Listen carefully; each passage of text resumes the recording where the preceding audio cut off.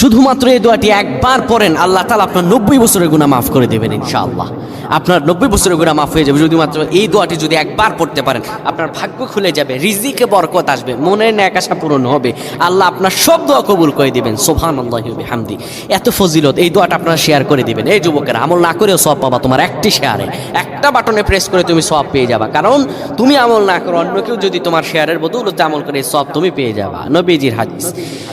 আমার ভাইয়েরা, আল্লাহর কাছে দোয়া করা, আল্লাহর কাছে দোয়া চাওয়া, এটি হলো মুমিনদের কাজ। আমার আল্লাহ বান্দাকে বলেন, বান্দারে উদউনি আস্তাজিব লাকুম, আমার কাছে চাও, আমার কাছে চাইলে আমি আল্লাহ তোমাকে দিয়ে দিব। কেউ যদি একবারে দোয়াটি পড়তে পারে, দোয়াটি হলো রব্বি ইন্নী যালামতু নাফসি ফাগফিরলি। কেউ যদি এই দোয়াটা একবার পড়তে পারে, আমার আল্লাহ তাআলা তার 90 বছরের গুনাহগুলো মাফ করবেন।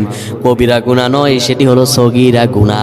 সগীরা গুনাহ মাফ হবে। বলবেন হুজুর 90 বছর তো হয়নি, তাহলে গুনাহ মাফ হবে কি করে? আপনার যত বছর হয়েছে তত বছরের সগীরা গুনাহ মাফ হবে, আর বাদ বাকিটা কাউন্ট করে আপনার আমল নামায় নফল নামাজ, নফল আমলের সওয়াব আল্লাহ তাআলা আপনার আমল নামায় দিয়ে দিবেন। কিন্তু এটির ব্যাপারেও সহিহ সনদে তেমন কোনো গুরুত্ব আরোপ হয়নি, এটির ব্যাপারে তেমন কোনো উল্লেখিত সহিহ সনদ নেই। কিন্তু আমল করতে পারেন, যেটার অর্থ সুন্দর। আল্লাহ আমাদের কবুল করুক, পড়েন আমিন।